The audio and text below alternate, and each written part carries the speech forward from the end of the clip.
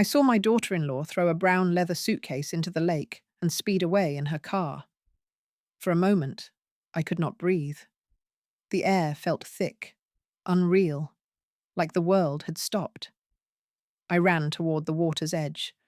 The lake was calm, quiet, almost too quiet. Then I heard it. A faint, muffled sound coming from inside the suitcase. "Please, God, don't let it be what I'm thinking," I whispered, my hands shaking. The water was cold as I waded in, the mud clutching at my feet. I grabbed the suitcase strap and pulled. It was heavier than anything I had lifted in years. Each tug felt endless, each splash a drumbeat of fear. When I dragged it onto the shore, my heart pounded so violently I thought it might burst. The zipper was stuck. My fingers slipped again and again, trembling, wet, desperate. "Come on, come on," I muttered through my teeth. And then, finally, the metal gave way. The lid opened. Inside, wrapped in a soaked blue blanket, was a baby. So small, so still. His lips were purple, his skin pale as wax. I froze. For a few seconds I could not move, could not even scream. Then instinct took over. I lifted the child in my arms. He was cold, painfully cold, lighter than a loaf of bread. His tiny head fit in my palm. The umbilical cord was still there, tied with a piece of string, not a medical clamp. Whoever had done this had done it alone. I pressed my ear to his chest. Silence. Then, just barely, I felt a sigh, a weak, fragile breath. He was alive. Barely, but alive. I clutched him close to my chest and ran. The house was a blur of movement. I tore through the porch, kicked the door open, and grabbed the kitchen phone. 911, said the voice on the other end. "A baby," I gasped. "I found a baby in the lake. He's cold. He's not moving." "Stay calm," the operator said. "Give me your address." I did, tripping over my own words. "Place him on a flat surface, dry him, wrap him in something warm." I swept everything from the table with one arm. Plates, papers, nothing mattered. I laid the baby down. My hands were shaking so hard I could hardly hold the towel. He was barely breathing, chest rising so slightly I had to lean close to see it. I rubbed his tiny arms, his chest, whispering, "Hold on, little one. Hold on." Tears blurred my eyes as I rocked him, praying the ambulance would come faster. Minutes stretched into eternity before I heard sirens. 2 paramedics rushed in. A grey-bearded man and a young woman with dark hair. They moved with calm urgency, checking the baby, wrapping him in blankets, placing a mask over his face. "Severe hypothermia," the woman said. "We need to move him now." I climbed into the ambulance beside them. The vehicle roared to life, lights flashing red and white across the night. The baby lay on a tiny stretcher surrounded by tubes and machines that beeped in strange rhythm. "How did you find him?" the man asked. "In a suitcase," I said, my voice cracking. "In the lake." He looked at me sharply. "Did you see who threw it?" I hesitated. My throat felt dry. "Yes, my daughter-in-law, Serena." The younger paramedic turned her head slightly. "Your daughter-in-law?" "My son's wife," I whispered. "My son who died 6 months ago." She said nothing more, but I saw the question in her eyes. Disbelief, pity, fear. We reached the hospital in minutes. A team of doctors took the baby and disappeared behind a set of double doors. A nurse led me to a waiting room that smelled of disinfectant and old coffee. I sat there, soaked, trembling, unable to think. The nurse was kind. She brought me a blanket and tea. Her name tag read, Rhonda Banks. She sat across from me and said softly, "Tell me what happened." So I told her everything. The lake, the car, the suitcase, the cry. She wrote notes on a tablet, nodding slowly. When I finished, she said, "You did the right thing. You saved a life." But it did not feel like saving. It felt like opening a door to something dark that would never close again. 2 hours passed before a doctor came. He looked young, exhausted, his hands smelling of antiseptic. "The baby is stable for now," he said. "He's in intensive care. The next 2 days are critical." "Will he live?" I asked. "I don't know," he said honestly, "but we'll do everything we can."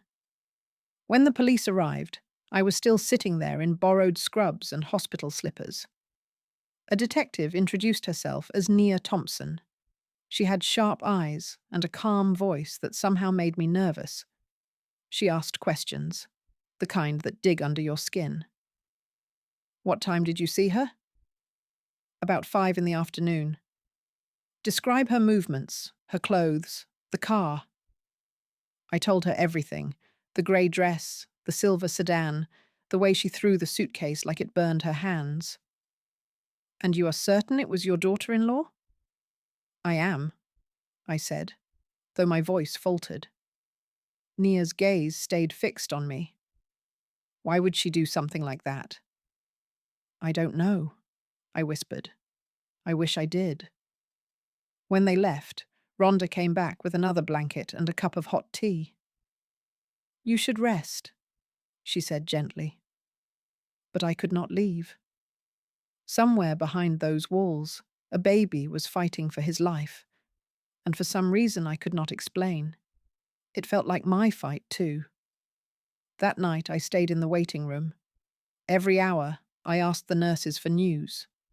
The answer never changed. Stable, but critical. At 3 in the morning, Pastor David came. Someone must have called him. He sat beside me in silence for a long time before he spoke. "God puts trials in our path," he said. "This doesn't feel like a trial," I answered. "It feels like punishment." He nodded, eyes kind and tired. When dawn came, the world looked different. The same hallways, the same walls, yet everything felt fragile, breakable. The lake, the suitcase, the baby. None of it made sense yet, but one thing was clear.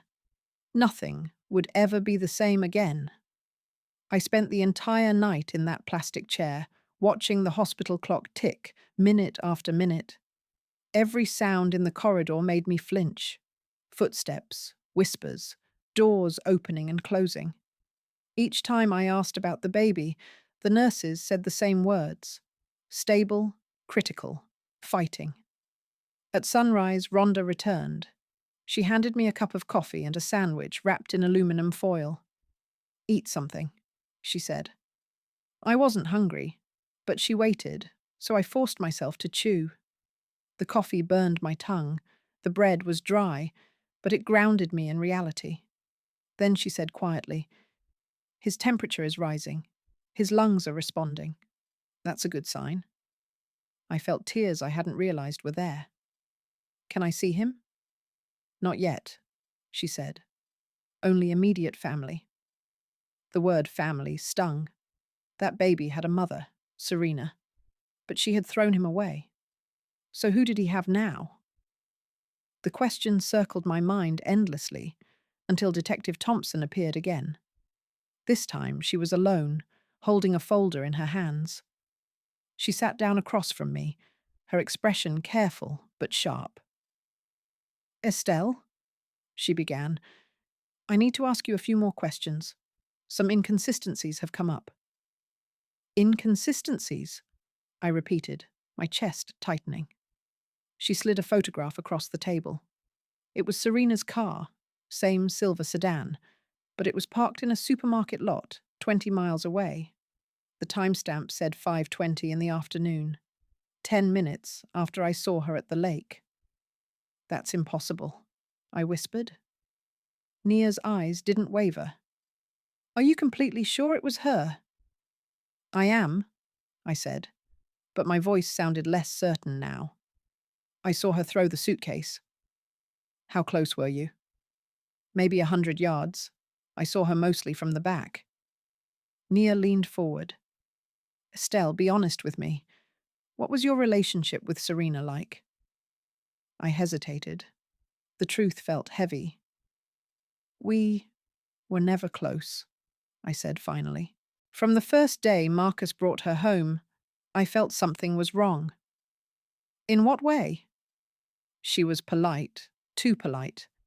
Everything about her seemed calculated. She was always interested in money.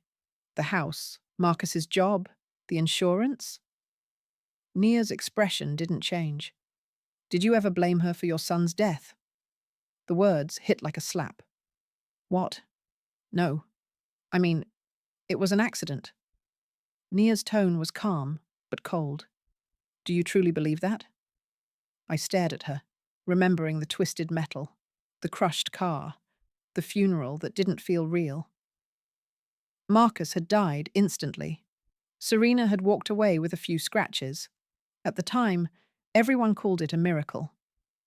Now I wasn't sure anymore. Nia closed her folder. We will need you to come to the precinct tomorrow to make a formal statement.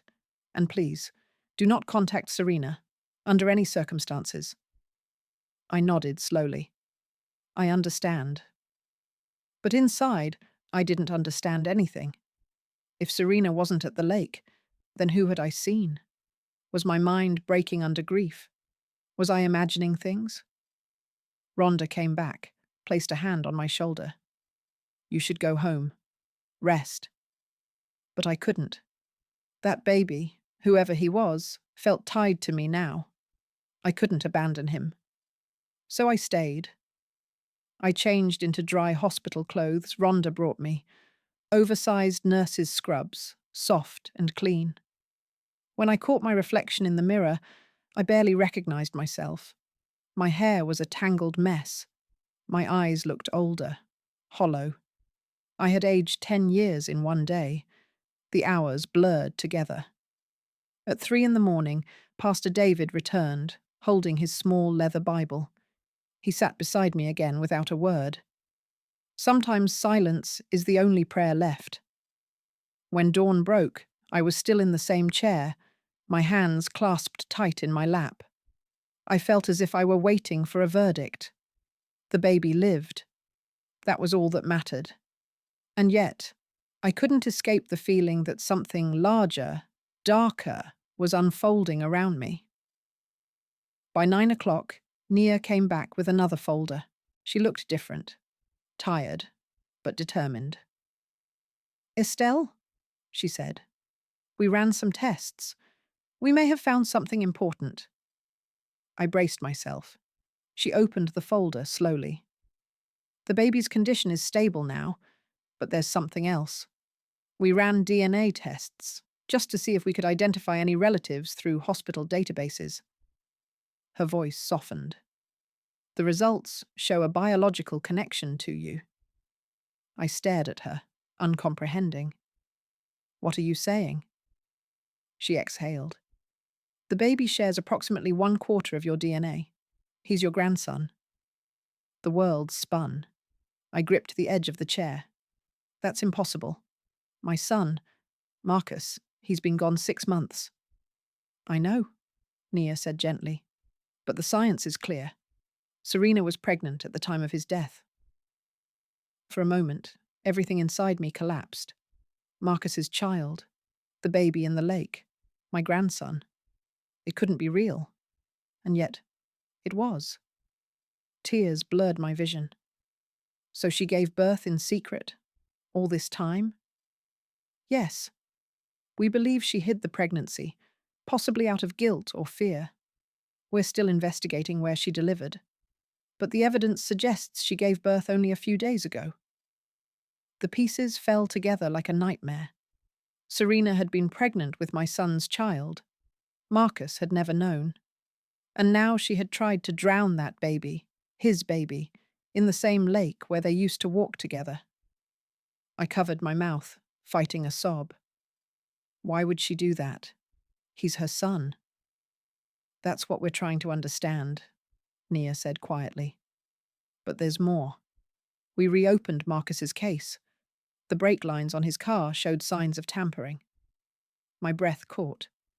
What are you saying? Someone sabotaged the car. The word dropped like thunder. Sabotage. Murder.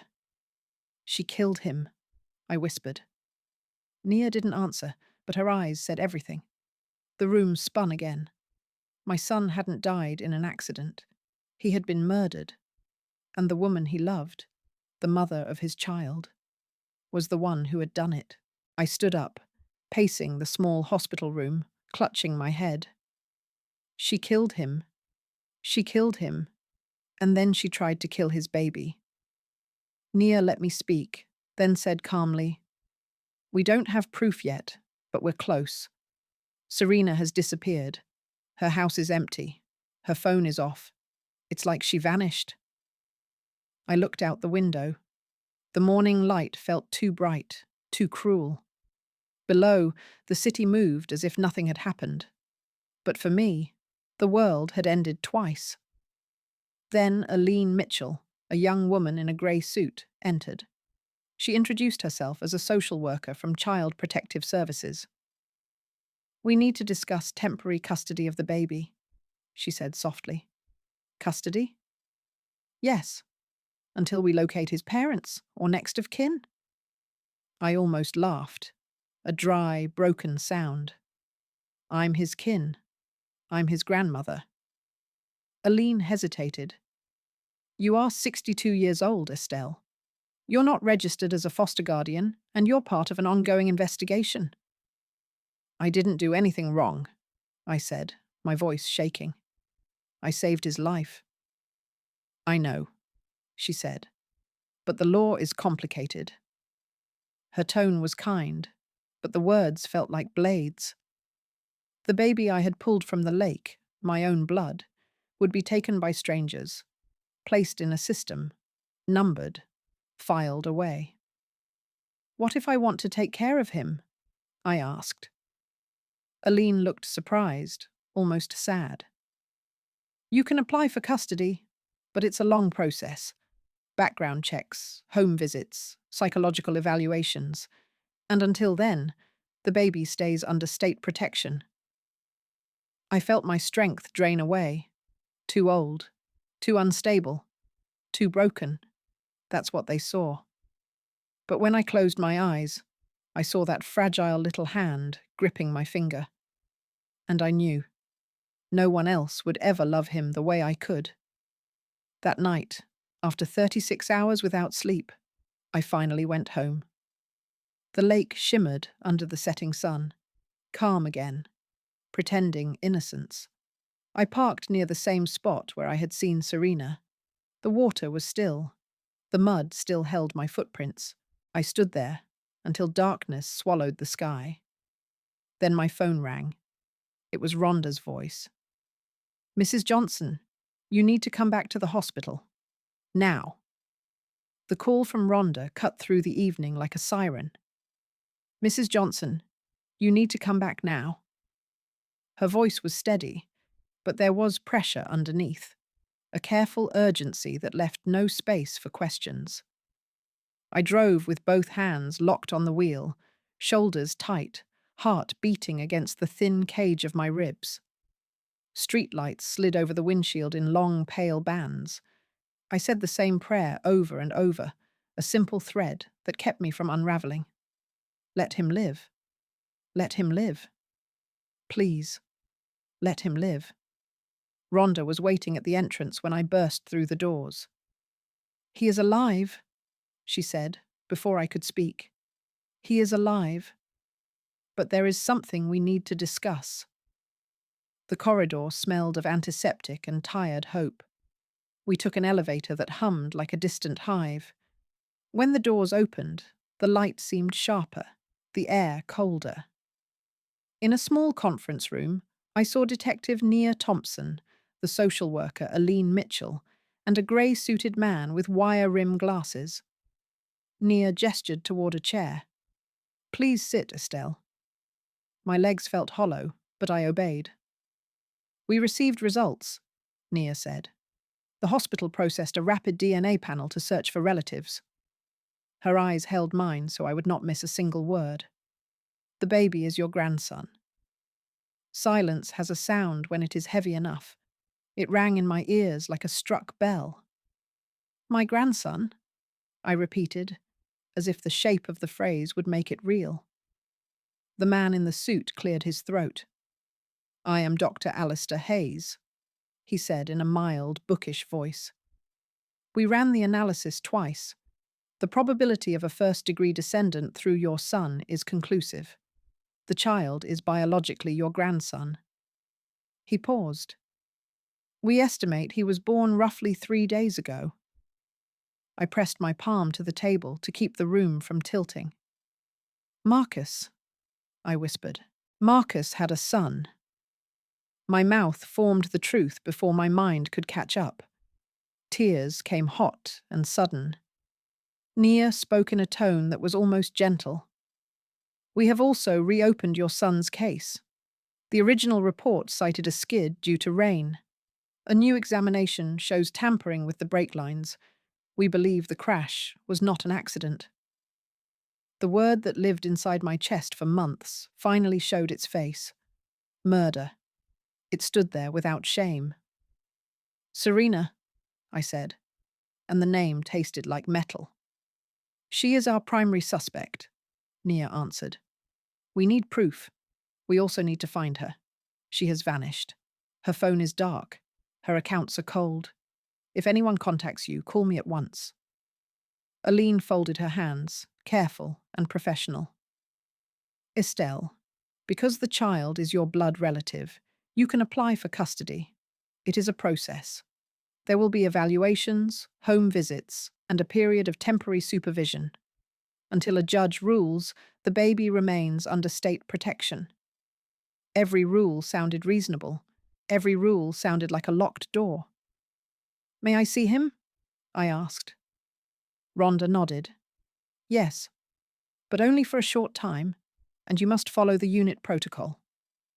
We scrubbed our hands at a steel sink that reflected our faces in a wavering sheet.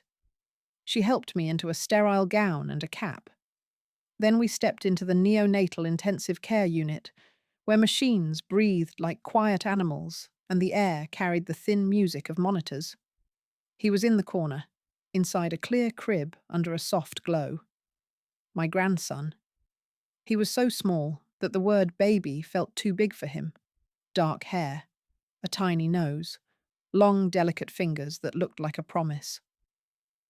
Gently, Rhonda said. 2 fingers through the port. I reached in with trembling care and touched his hand. Warmth met my skin. His fingers closed around mine in a tiny reflex, and that small grip pulled me back from the brink where grief becomes something colder than ice. Hello, little one, I whispered.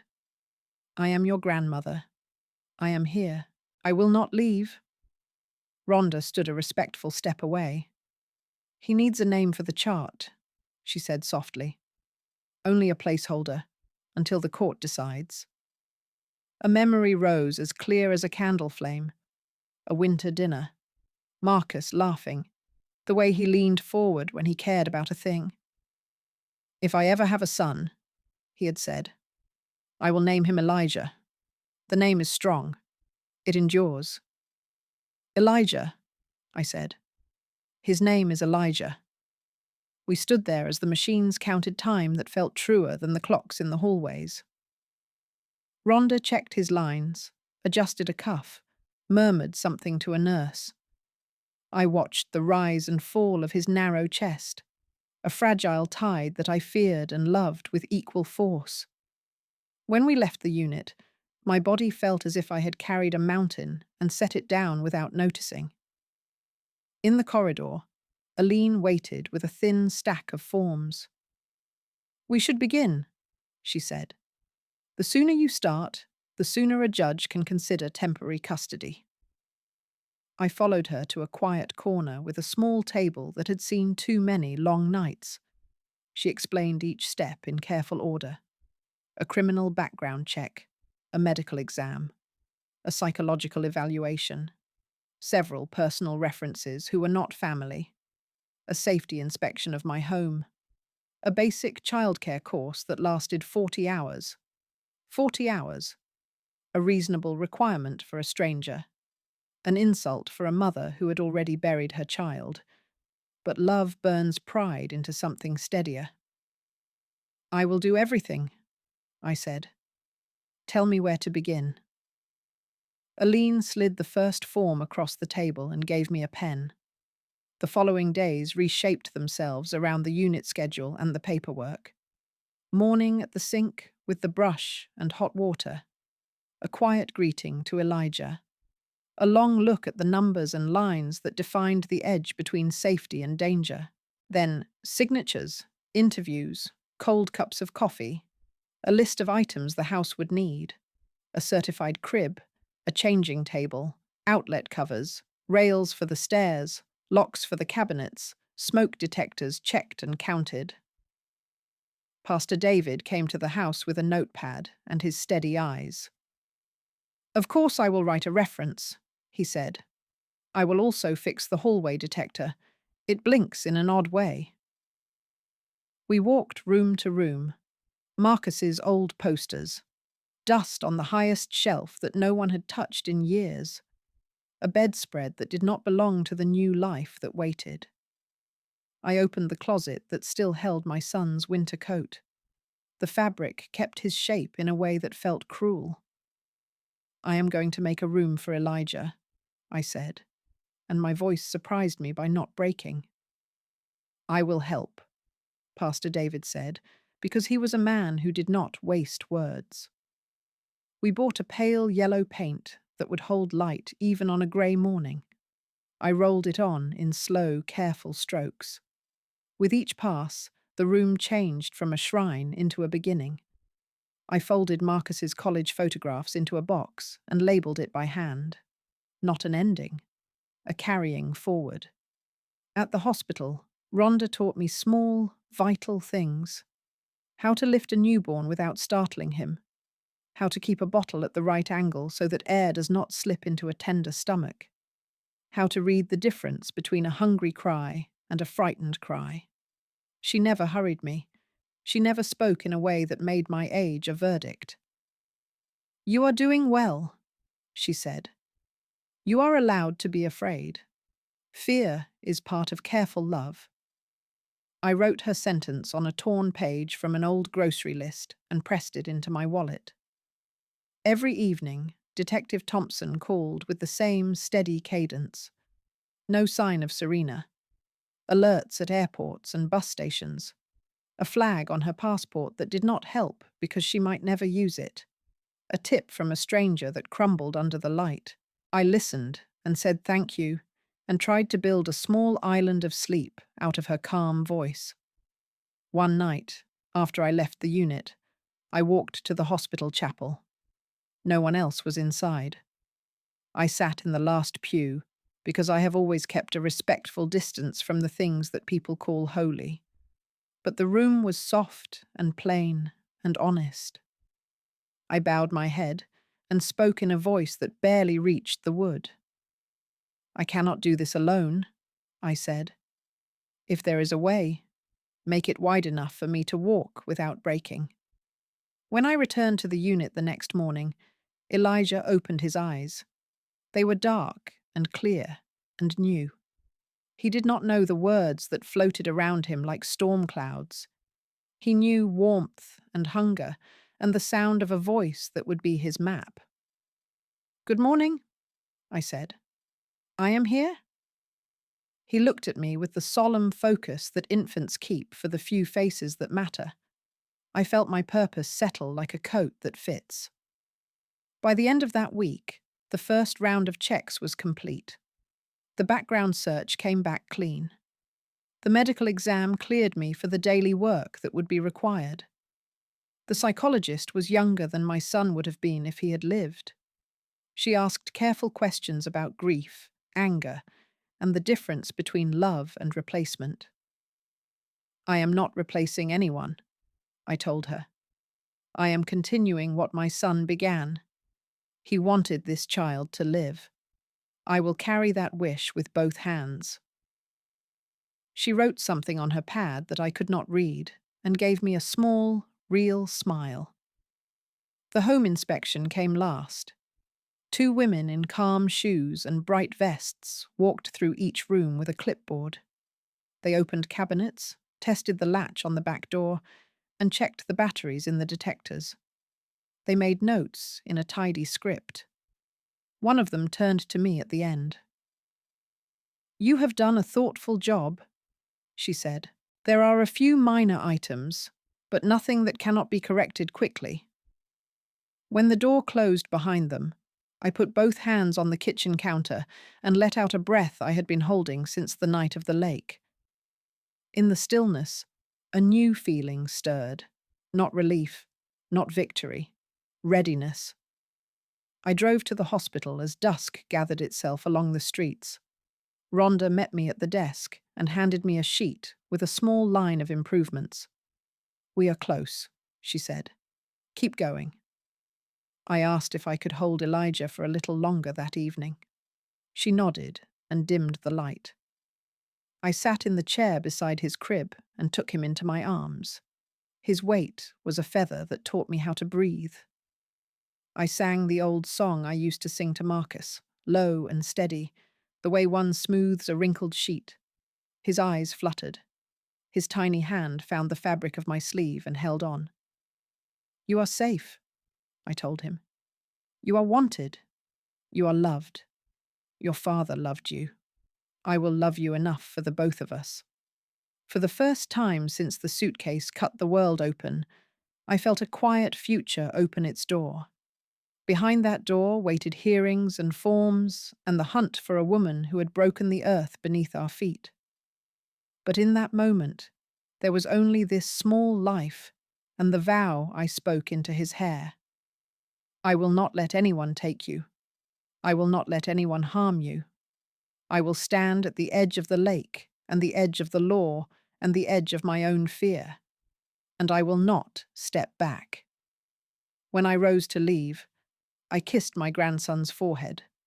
The monitor traced his pulse in a calm, gentle wave.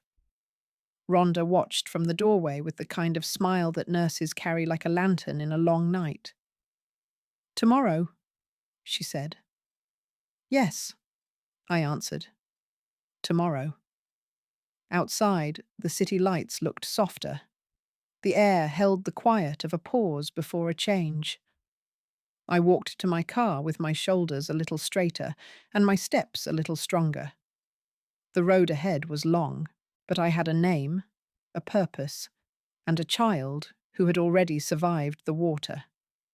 And that, I told myself as I turned the key, would be enough to begin. The hospital lights were dim when I arrived. The hallways felt stretched and silent, as if the whole building was holding its breath. Rhonda met me near the elevators. Her expression was serious, but not tragic. That gave me the smallest fragment of courage. "He is alive," she said again, her voice soft but clear. "Come with me." We moved through the corridors, our footsteps echoing like whispers. When the elevator doors opened, she guided me into a small meeting room. Inside were the same faces: Detective Thompson, the social worker Aline, and Dr. Hayes. But this time, their eyes carried a new kind of weight, something final. Nia gestured for me to sit. "We received full DNA confirmation," she said. "It proves beyond doubt that the baby is your grandson, your son Marcus's child." The words no longer sounded like science. They sounded like fate. I nodded, but I could barely feel my own body. Dr. Hayes continued, his voice calm, precise. "He was born only a few days ago. The timing matches perfectly with what we know about Serena. She must have hidden the pregnancy until the end." Aline added quietly, "And we now have evidence that Serena has not been seen in days. Her house is empty, her accounts untouched. She has simply disappeared." Nia's next words landed like stones. "We also found something new about Marcus's death. The brakes on his car were tampered with." I closed my eyes. For a moment, the sound of the world faded. Then came the whisper that was half sob, half fury. She killed him. No one answered. They did not need to.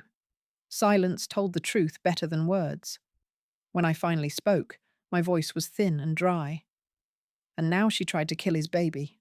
My grandson. Nia leaned forward. We have to find her, Estelle.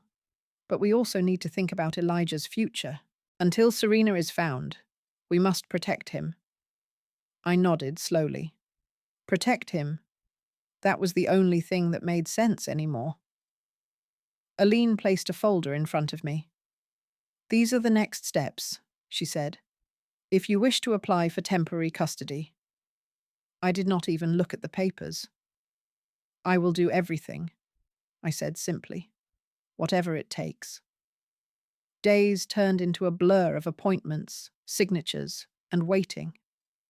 At dawn, I would drive to the hospital, sit by Elijah's incubator, and whisper stories to him.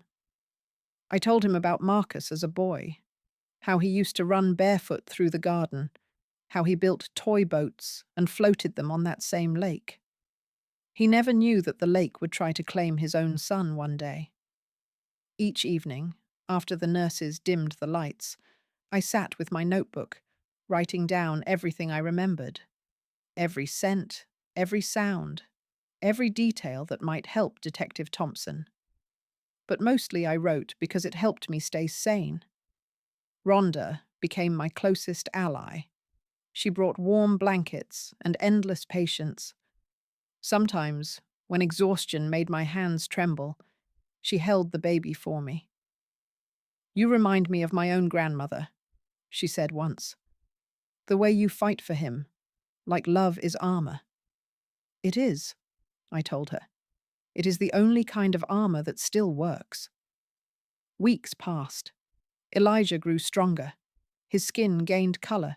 His breathing steadied. The tubes disappeared one by one. He began to make small sounds, faint, soft sighs that filled the sterile air with something human. The doctors called him a miracle. I called him my second chance. But the world outside those hospital walls refused to stand still. Nia called with updates, each one sharper than the last. Serena's trail had gone cold. Her passport had not been used. A neighbor claimed she left town in a black car 2 days after the night at the lake. But no camera caught her. No phone signal followed her. It was as if she had melted into the air. Every night, I checked the locks twice before sleeping. I began to see her shadow in headlights, in reflections, in dreams. Sometimes I would wake up convinced that she was standing at the foot of my bed. Still, the system moved forward. The background check was complete. The medical report was clear. The home inspection passed with minor corrections. Only the judge's hearing remained. Aline visited often. She brought forms, lists, updates. Her politeness carried a practiced calm, but I could see the fatigue behind it. You are almost there, she said one morning. If everything goes well, the judge will grant temporary custody within 2 weeks. 2 weeks. The words sounded like a finish line, yet it felt like the race was only beginning. That evening, I went home and opened the door to Marcus's old room. The scent of dust and memory hung in the air. I turned on the small lamp near the bed, the same lamp that once illuminated his homework, his drawings, his late-night talks about the future. Now it would shine for Elijah. I removed the trophies and posters, folded away the remnants of another life. Then I painted the walls the color of dawn, a soft yellow, the color of hope that refuses to die. When Pastor David arrived to bless the room, he placed his hand on my shoulder and whispered, God does not take everything away without leaving something to hold on to. I looked at the small crib waiting by the window and said, sometimes it feels like he leaves us only what hurts most. Maybe, he answered, but pain can become purpose. The day of the hearing arrived quietly. I wore the dark suit I had saved from Marcus's funeral. Aline met me outside the courthouse, carrying a folder filled with every document we had fought for. Inside, the courtroom was small, the air still. The judge, a woman with grey hair pulled back in a severe bun, looked at me for a long moment before speaking. "Mrs. Johnson," she said, "I have reviewed your case carefully. It is unusual. A woman of your age requesting custody of a newborn. But what is also unusual is that you saved this child's life." Her words carried no emotion, yet something in them broke through me. I sat very still, listening as she read from her notes. About the investigation, about the tragedy, about the system that moves slower than grief. "This child," she said finally, "needs stability, love, and protection. You have demonstrated all three. Therefore, I grant temporary custody to Mrs. Estelle Johnson for a period of 6 months." The sound of the gavel was softer than I imagined, yet it echoed like thunder inside my chest. Tears blurred the courtroom.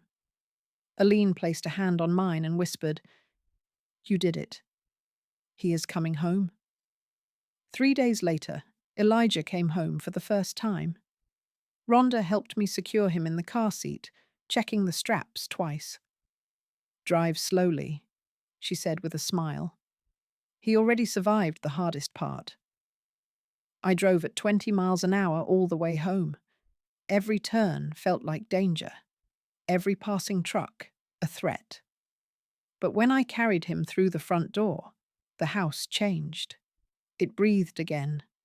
The air that had been heavy for months finally felt alive. I placed him gently in his crib, Marcus's son, sleeping under the same roof where his father had grown up. For a long time, I just stood there, watching him breathe. He was safe.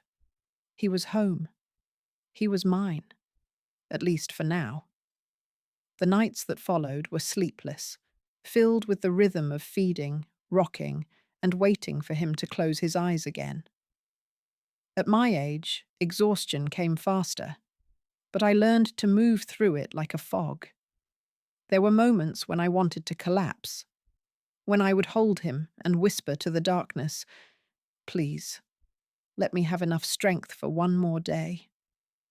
And somehow, every time, I did. Rhonda visited often. She showed me tricks, how to burp him gently, how to calm him when nothing else worked.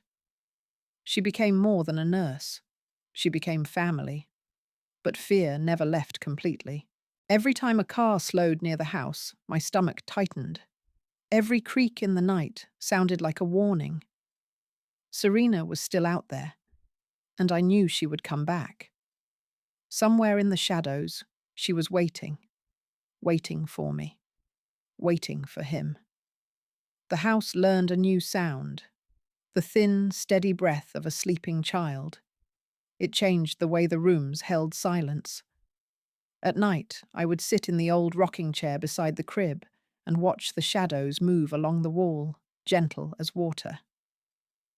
Elijah slept with his hands open, as if his dreams needed space. During the first mornings at home, I moved like someone learning a new country. Bottles lined the counter like small glass soldiers. Warm water, careful measure, test on the skin of my wrist, tilt the bottle just enough. Rhonda's lessons had settled into my muscles, and the fear that once made my fingers clumsy began to soften. I wrote lists because lists keep despair from wandering. Diapers, wipes, formula, detergent that would not startle his skin. But beneath the practical notes, I kept a second list no one could see. How many times the porch light flickered after midnight. How long an unfamiliar car lingered at the curb. How the wind sounded when it moved through the willow by the fence. Paranoia is a kind of weather. After a while, you learn to read its clouds. Detective Thompson called most evenings. Her voice carried the tired steadiness of someone walking a long road without looking away from the horizon. No trace at the bus station. No movement on the accounts. A rumour from a county north of here that turned out to be a woman with the wrong hair and the wrong eyes. I thanked her and locked the doors again. I installed a new deadbolt on the back entrance and a chain on the front. Pastor David came by with a small toolbox and the calm confidence of a man who knows wood and hinges. He set a simple alarm that sang a brief chime whenever a door opened. Just enough warning, he said, to make a difference. In the afternoons, Elijah and I learned one another. He knew the sound of my voice now. If I hummed the old lullaby, his shoulders loosened, his breath evened. I learned that he preferred to be swaddled with his left arm free, as if he needed one root out of confinement. Several times I caught myself whispering apologies into his hair for things he would never remember. The cold, the water, the blue blanket inside the cursed leather case. Memory is a door children do not know they carry. I would stand guard at that door as long as I lived. On the third week home, I opened a box of Marcus's things I had not touched since the funeral. Shirts folded by hands that loved him. A watch with a faint scratch across its face. From a winter he slipped on the porch steps and laughed at himself. At the bottom of the box lay a small journal with a worn brown cover. I had never seen him write in a diary. The sight of it made my hands warm and then cold. I sat at the kitchen table with a cup of tea that went untouched and turned the pages slowly. At first, simple notes. A joke a friend told him at work. A recipe he wanted to try on a weekend that would never arrive. And then, deeper in, the words changed. He wrote about Serena with a careful balance of hope and alarm. She was beautiful, yes, and quick to smile. And yet there were silences around her that did not feel like privacy. They felt like walls. He wrote about money in a tone I recognized. Not envy, not greed, but attention. She asked questions about accounts that couples usually answer together only after trust has been earned. He tried to believe that questions meant commitment, but doubt kept entering the room like a draft you cannot find the source of. Then the page that made a sound in my chest I had never heard before. He had found a test in the bathroom drawer. He had waited for her to share the news, and when she did not, he brought it up gently, and she went still as porcelain and said she was not ready. He wrote that he would love a child, that fear is a real thing, but not a final thing, that he would carry the weight if she felt tired.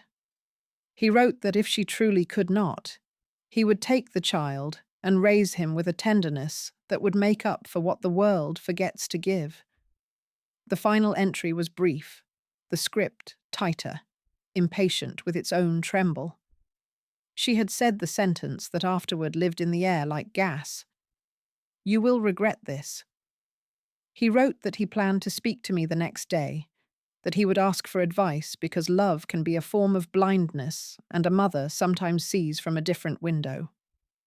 I closed the journal and pressed it to my chest. I whispered, "I am here. I will do the seeing now." I took the journal to the precinct the next morning. Nia read it page by page, her jaw set in a line that could cut rope. "This helps," she said. "It illuminates motive. It draws a line between fear and intent. We will add it to the file." I signed the evidence form with the slow care of someone placing a part of her heart into another person's hands. The days that followed were practical and holy. Holy because small survival is a faithful act. Practical because formula spoils if you fail to watch the clock. Elijah grew heavier in my arms, a good weight that changed how I stood. His eyes found my face even when the room was full of other shapes. Sometimes he smiled in his sleep, a brief curve like sunlight under a door. The first time I saw it, I cried so quietly I did not wake him. Child Protective Services scheduled a home visit for late afternoon on a Tuesday. Two women arrived with clipboards and the kind of smile that professionals learn so families do not feel inspected even as they are. They checked outlets, window latches, the distance between crib slats. One of them ran a finger along the crib rail as if reading Braille for danger. I answered questions about routines and backup plans and how often Elijah saw a pediatrician. When they returned to their car, the taller one glanced back and gave a nod that told me I had done more than pass. I had built something worthy. That night, the willow outside the bedroom window made a sound like quiet applause. I slept for a handful of hours without nightmares. In the small hours before dawn, Elijah woke with a cry that was more protest than fear. I changed him by the soft light of a lamp and fed him and paced the room in slow circles until his breath slowed. The house was all hush and wood and the low hum of the refrigerator. I placed him back in the crib, kissed the top of his head, and stood there longer than was necessary, because sometimes necessity is not the point. The phone rang. I did not expect it. No one calls at that hour unless love or trouble sends them. The screen showed an unknown number. A thread of cold unrolled down my back. I answered anyway. At first there was only breath. Then a voice I knew. A voice I had hoped never to hear again. A voice that had once held my son's name in a way that seemed like tenderness and had turned out to be hunger. "Estelle," she said. The way she formed my name made it sound like something fragile on the edge of a table. I felt the room grow narrow. "Where are you?" I asked. The question leapt out, and I regretted it as soon as it existed.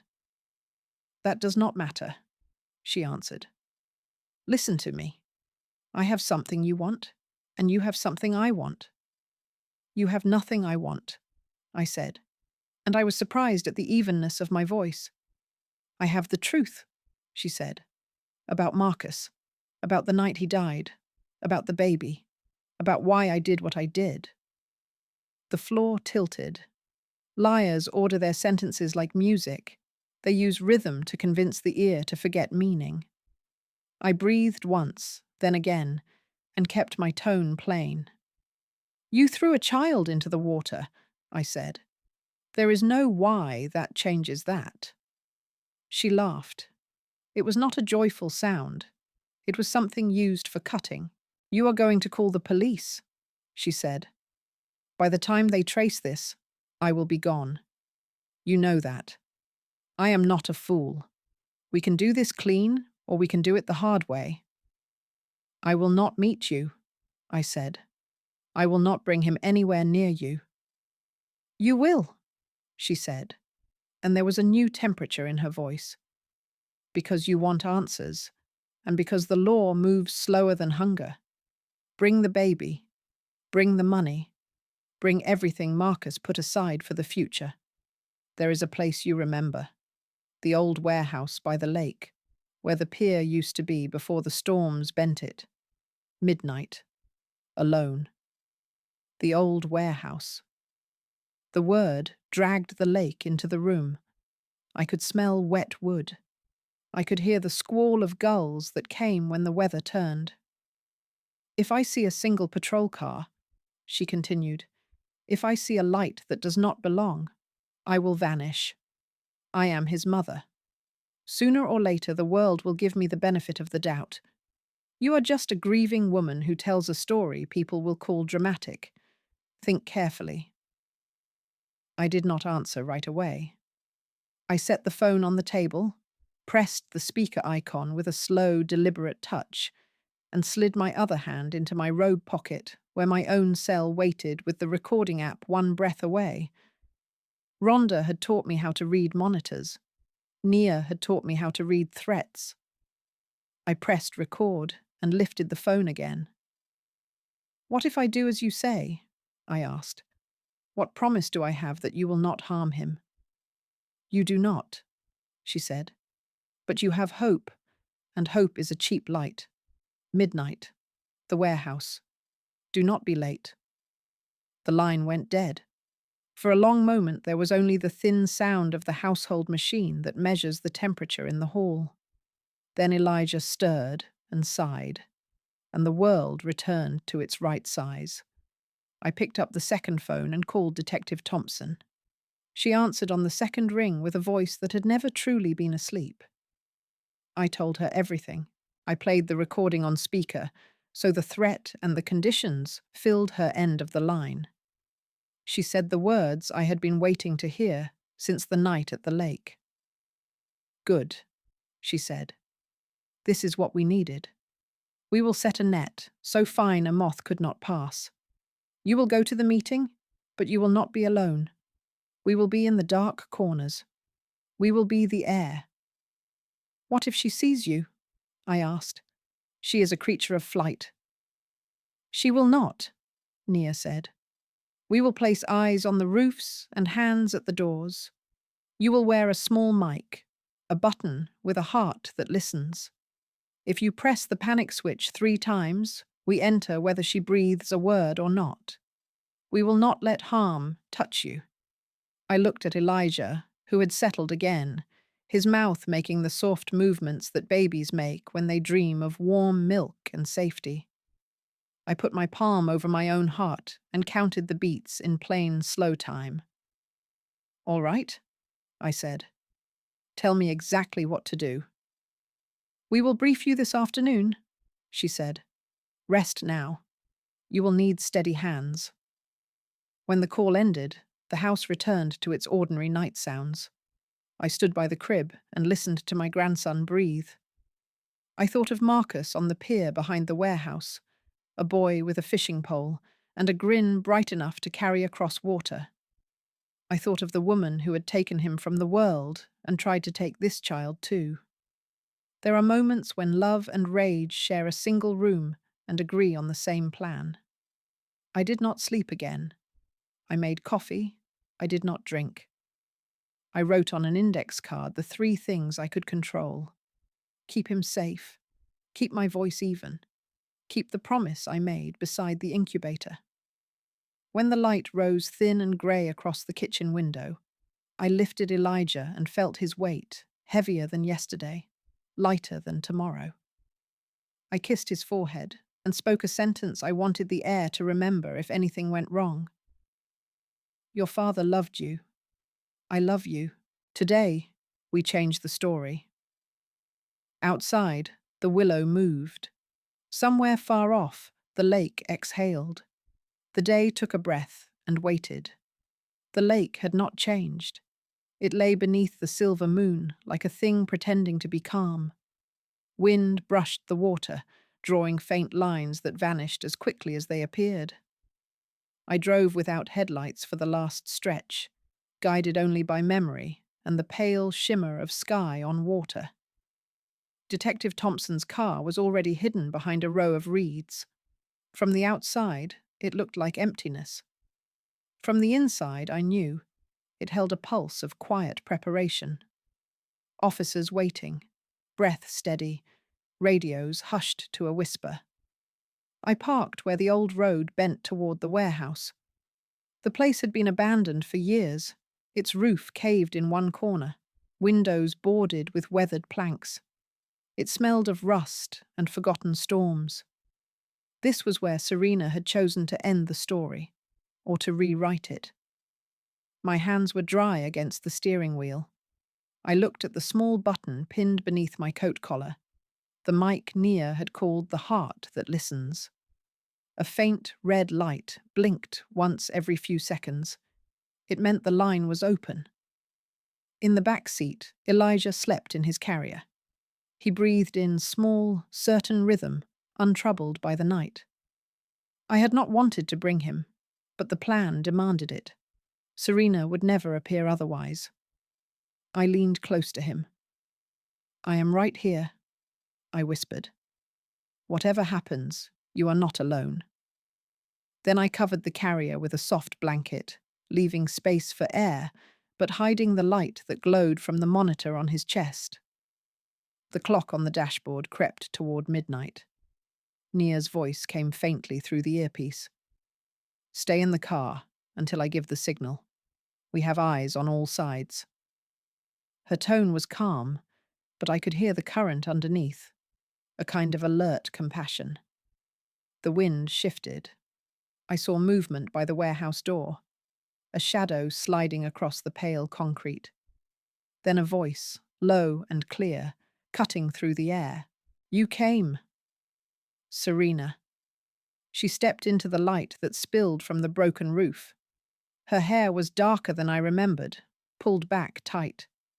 Her coat hung loosely on her frame, as if she had been living on the edge of things.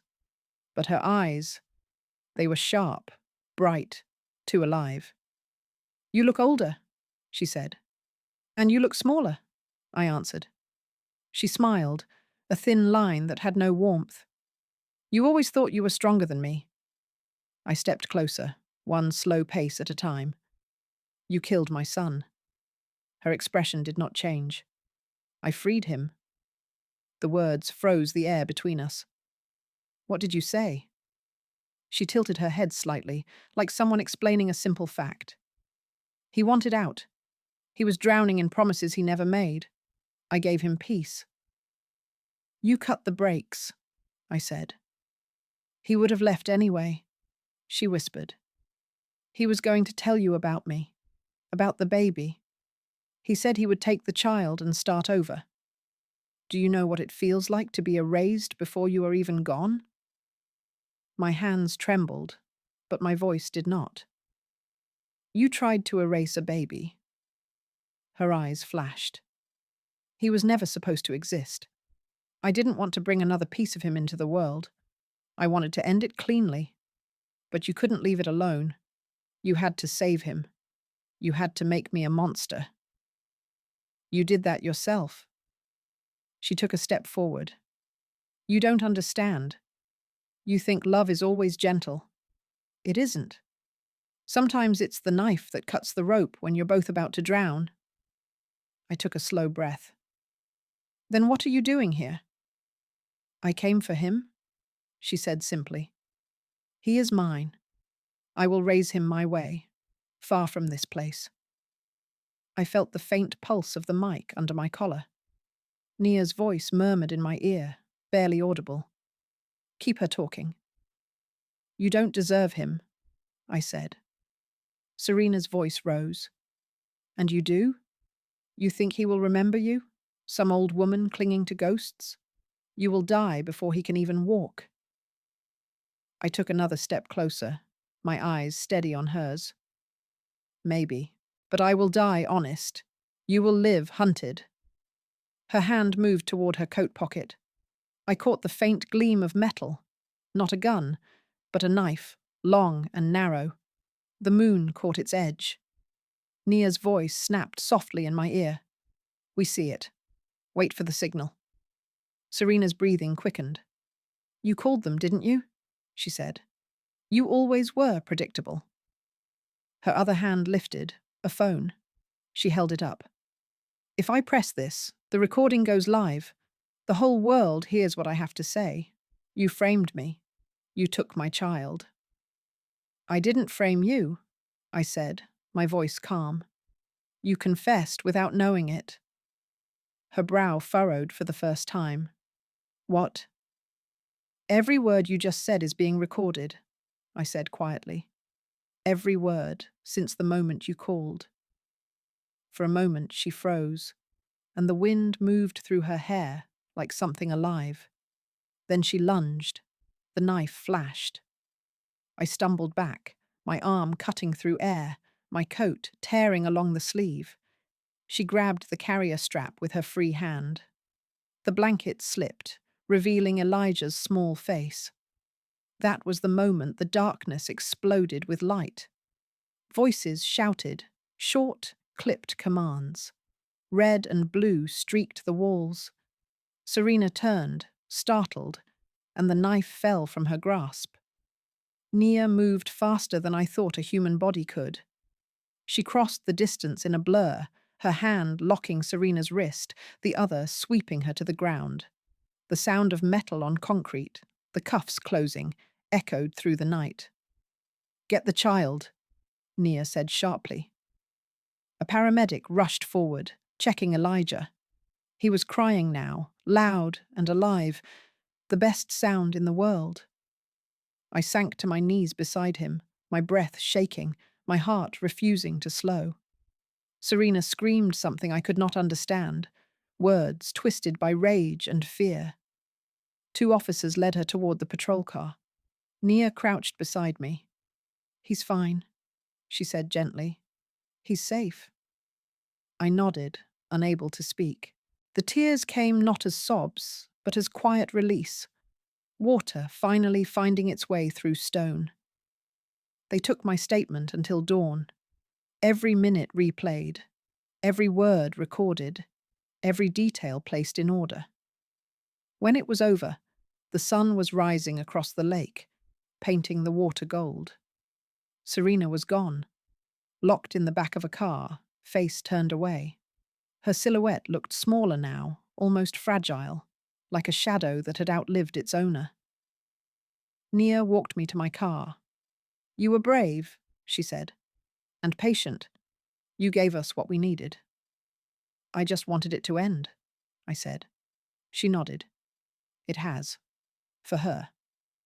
Then she looked toward Elijah, wrapped again in his blanket, and added, "But for you, this is the beginning." The weeks that followed moved differently. The news spread, first locally, then further. Headlines called it "The Lake Case," a story of betrayal, survival, and a grandmother who refused to let go. Neighbors brought food I did not eat. Strangers sent letters filled with sympathy and questions I never answered. I kept to the house, to Elijah's rhythm, to the quiet that felt earned. Sometimes I would stand on the porch at dusk, holding him, watching the willow bend in the wind. I told him stories about his father, the kind only a mother could know, how he laughed when it rained, how he believed that goodness could survive anything. One evening, Rhonda visited after her shift. She held Elijah in her arms, her smile soft. "He looks like Marcus," she said. "Yes," I answered, "but his eyes are different. He sees the world as if it is already forgiven." Rhonda looked at me and nodded. "Maybe it is." A month later, the trial began. I attended only the first day. Serena sat at the defense table, hair neat, expression composed. When the prosecutor played the recording from that night, she closed her eyes. Her voice, calm, deliberate, and damning, filled the courtroom. When it ended, she looked up, straight at me. For a moment, I thought I saw regret. Then I realized it was something else. Relief, maybe, or the faint comfort of finally being known for what she truly was. I left before the verdict. I did not need to hear the words. Some truths you already know before the gavel falls. Outside, the air was bright and cold. I lifted Elijah higher against my shoulder. He made a small sound, something between a sigh and a hum, and I smiled. The world had turned. The story that began with water would now end in light. The days after the trial were strangely quiet. No more phone calls from reporters. No more police questions. No more statements to sign. The house, for the first time in a long while, belonged to us again. The first night home, I walked from room to room, listening to the silence. It was not the heavy silence of grief anymore. It was gentler, like the pause between waves when the sea decides to rest. Elijah slept in his crib beside my bed, wrapped in a soft blue blanket that no longer reminded me of the suitcase. Now it meant survival. Now it meant beginning. I stood by the window and looked out toward the lake. It shimmered under the pale moon, the same as it always had. But something inside it felt tamed. Maybe because it had already taken too much. Maybe because it understood it would not take again. Morning brought routine. Bottles, warmth, tiny socks lost under chairs, laughter that spilled into the corners of the house like sunlight. For months, I had lived as if every day might be the last. Now I began to live as if there would always be another. The social worker, Aline, came by for a final visit. She smiled when she saw Elijah sitting on my lap, his fingers tangled in my necklace. "He's thriving," she said. "You've done more than keep him alive. You've given him a home." I looked at her, the kind eyes, the stack of papers in her hand. "Is it over now?" I asked. She hesitated only a moment before nodding. "The judge signed the permanent guardianship order this morning. It's official, Estelle. He's yours." For the first time in years, I laughed without meaning to. The sound startled me, light and real. Elijah laughed too, as if he knew the shape of joy by instinct. After Aline left, I sat in the rocking chair, holding him, whispering, "You're safe now, my love. No one will ever take you away." The seasons began to turn. Spring crept into the trees, slow but sure. The willow outside the window grew heavy with new green leaves. Every morning I opened the curtains and let the light fall across the crib, watching him reach for it with open hands. We built a life made of small things. Walks through the park. Afternoons filled with the hum of lullabies and the smell of warm milk. Visits from Rhonda, who came on her days off just to sit with him. Sometimes Detective Thompson stopped by too, never in uniform, always with a soft smile and a paper bag full of pastries. She called it a celebration of ordinary peace. We would sit on the porch while Elijah napped, and she would tell me about the cases that did not end well, the ones that stayed with her. "You got something rare," she said once. "A story that didn't end in the dark." I looked out at the lake and answered, "It still began there." She nodded. "That's what makes the light matter." When Elijah turned 1 year old, we had a small gathering in the backyard. No balloons, no noise, just family, or what life had left of it. Pastor David came with his quiet grace. Rhonda brought a cake she baked herself, and Aline arrived carrying a wrapped gift and tears she didn't bother to hide. We placed a candle on the cake, but Elijah was more interested in the flame than in making a wish. So I made one for him, that he would grow kind, that he would learn how to forgive without forgetting, that he would never doubt that he was wanted. When the candle went out, smoke curled into the afternoon air, twisting like a prayer that had found its place. At night, after the guests left, I carried him out to the porch. The stars hung low and clear, reflected in the dark glass of the lake. He reached his hand toward them, babbling softly. I whispered, "Those are the same stars your father used to count." He believed they could hear him. Elijah laughed, a small sound that turned into a yawn. I pressed my cheek against his hair and said, "He was right. They hear everything." For a while, I just held him there, the two of us wrapped in a kind of peace that did not need words. As the years passed, I began to see pieces of Marcus in him. The way his eyes narrowed when he was thinking. The way he laughed, loud, honest, impossible to ignore. Sometimes it hurt, that resemblance. Sometimes it healed me. When he was old enough to walk, we would go to the park by the water. He would point toward the lake and shout, "Boat!" every time a piece of driftwood floated by. I would smile and say, "Yes, a boat. Maybe one day you'll build one yourself." He did not know what that lake had taken. I wanted it that way. Children should not carry the weight of ghosts. They should learn to run toward the light. On the anniversary of Marcus's death, I returned to the cemetery for the first time in years. The grass was tall, the headstone clean, but simple. I brought Elijah with me. He toddled beside me, holding a single white flower he had picked along the way. I placed it on the stone. "Your father was a good man," I told him. "He made mistakes, but he always tried to do what was right." Elijah looked at me with wide, curious eyes, then at the stone, then back at the sky. He dropped the flower and clapped his hands, laughing as a bird took flight. I smiled through the ache in my throat. "That's right," I whispered. "Keep looking up." Later that evening, as the sun set, I sat at the table with a letter I had never been able to finish, one I had begun the night Marcus died. It started with grief and ended with silence. Now I opened it and began to write again. "Marcus, your son is safe. He is loved. He has your eyes and your stubbornness, and he laughs like the world belongs to him. You were right to believe that love could outlast pain. You live on in him, and through him I am learning to live again. Your mother." I folded the letter and placed it inside the small box where his journal still rested.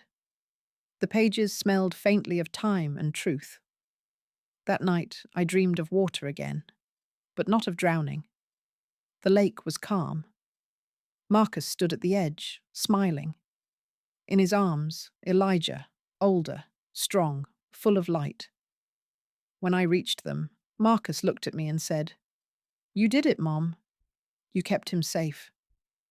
Then he turned toward the horizon, and they walked together until they were made of sunlight. I woke with tears on my face, but they were not the kind that hurt. They were the kind that cleans. Years from now, when Elijah asks about his parents, I will tell him the truth, but not the kind that poisons. I will tell him that he was born out of both love and mistake, that sometimes the same heart can create and destroy, and that forgiveness is not weakness, but survival. And when he is ready, I will take him to the lake. We will stand at the water's edge, the same place where everything ended and began. I will tell him, "This is where I found you. This is where you found me." He will look out over the water, curious, unafraid. The wind will move through the willow like a sigh that finally found peace. And in that sound, I will hear Marcus's laughter again, not as a ghost, but as a promise kept. Years do not arrive with fanfare. They gather like quiet snow on the eaves, one soft layer at a time, until a roof that once seemed bare holds a white, patient weight. That is how our life grew, not with celebration, but with steady mornings and honest nights. Elijah learned the names of small things first: leaf, stone, cloud. He would hold each word in his mouth as if testing its gravity, then offer it back to me as a gift. On the porch, beneath the willow that never forgot how to move like a prayer, we turned naming into a kind of liturgy.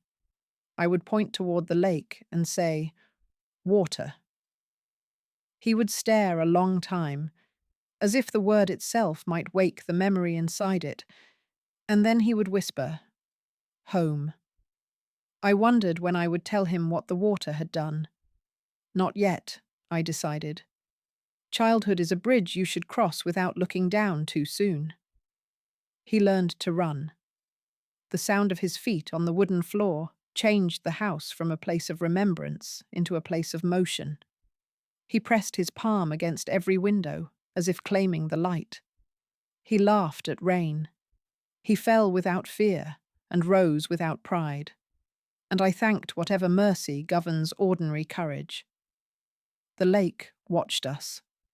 I felt it sometimes the way you feel a field of sunflowers turning toward the same sky. It had taken, and it had yielded, and now it waited to see what we would make of that exchange. So we made a ritual.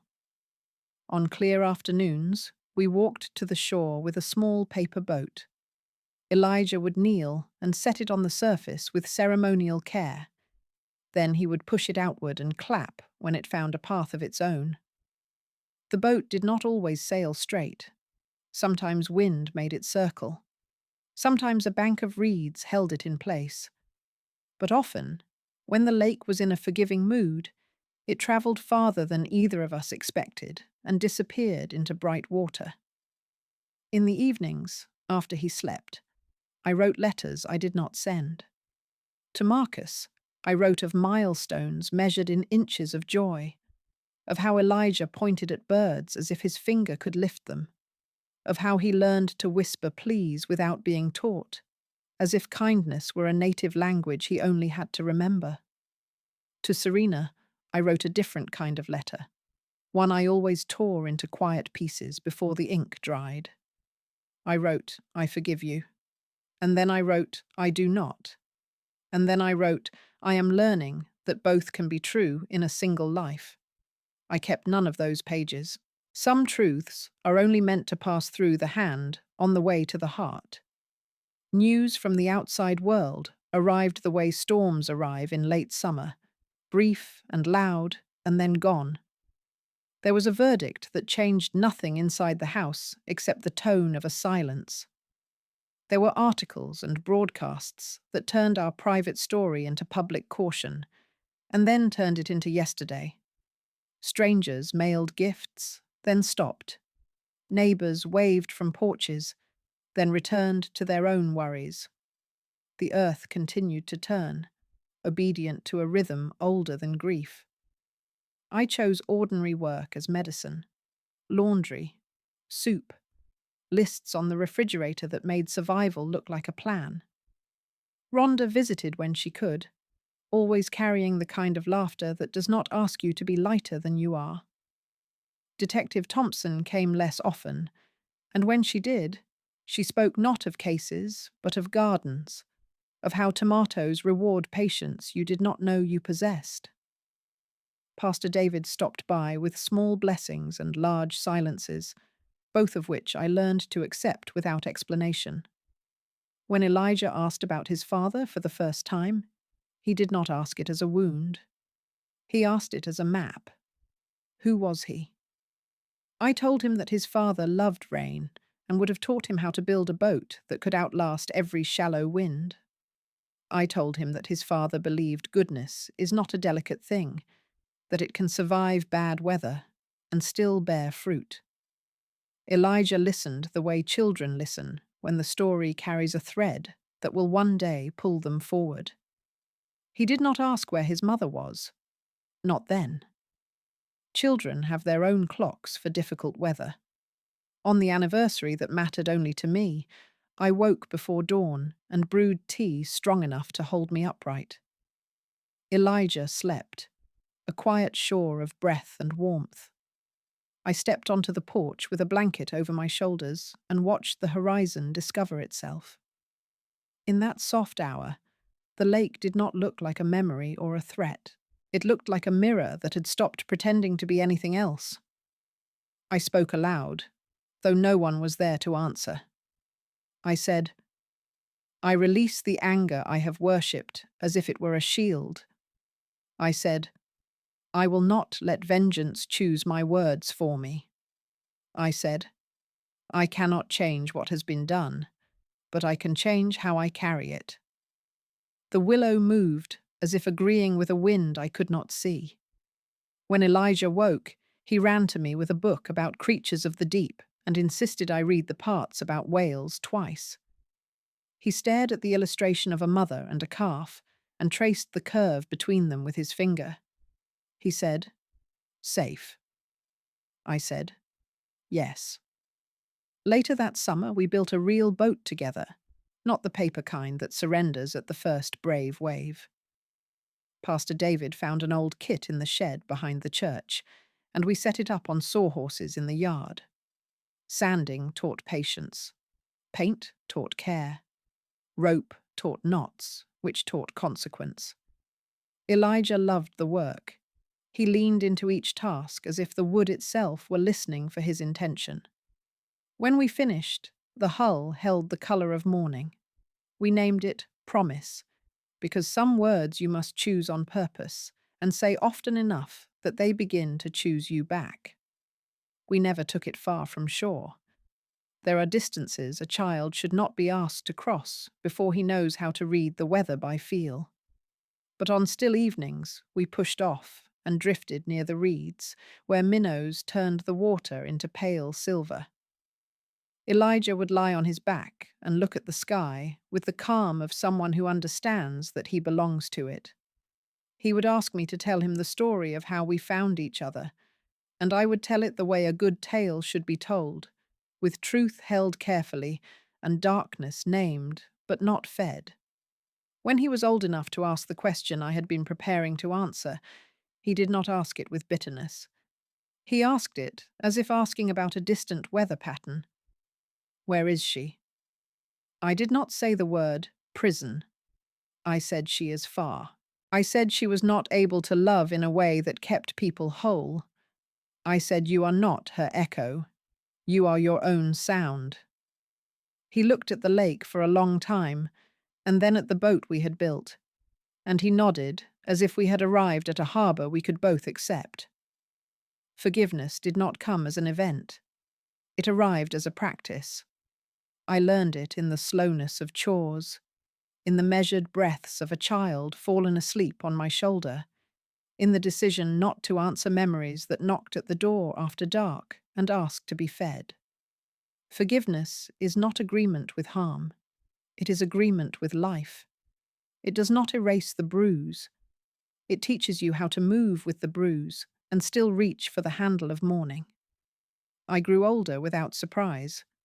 The mirror told me what I already knew from the way stairs asked more of my knees. But age did not feel like retreat. It felt like refinement, like a flame turned down to the setting that warms a room without burning the pot left on the stove. I kept Marcus's journal in the top drawer of my bedside table. From time to time I opened it and read a paragraph I had already memorized, not because I needed the information, but because the handwriting itself was a form of presence. On the day Elijah learned to read, truly read, I watched him sound out a sentence and then step over it as if crossing a stream he had feared to enter. He looked up, eyes bright, and laughed a new laugh that carried the surprise of his own power. I thought of all the words waiting for him in this world, the kind that heal, the kind that wound, the kind that guide you to a door you did not know you needed to open. I told him that language is a boat too. Choose the kind that can carry others. When winter came, the lake wore its hardest face. We did not go out then. We stood at the window and respected distance. Snow fell in patient sheets. Inside, we built forts from blankets and read stories about journeys that ended not with treasure, but with understanding. On the coldest nights, I felt Marcus near, not as a ghost, but as a warmth that learned to remain even when doors stayed closed. I do not know how many seasons I have left. I do not count them. Counting can become a cage. Instead, each morning I take Elijah's hand, and we walk to the edge of the same water that almost unmade us. We stand there in simple weather. We speak the same sentence, together, like a vow told to the air that remembers. We say, we choose light. One evening, much later, Elijah asked a question I had been asking myself in quieter words. Why did it happen? I told him what I have come to believe, which is not an answer, but a way forward. I said that fear can dress itself as freedom and call itself love. I said that hunger for control sometimes pretends to be hope. I said that people break when they do not know where to place their pain, and that mercy is not the same as permission. He listened with the patience I had tried to teach by example. Then he said, "We will do better." I said, "Yes." When the first warm wind of spring came through the willow, we took promise out again. The water held us without question. Elijah sat at the small oar and found a rhythm that matched the soft breath of the day. I watched him and felt the steady, grateful ache that belongs to love, that has survived its own storms. He glanced back and smiled in a way that belonged to both himself and his father. I smiled too, and the lake did not argue. Night gathered without threat.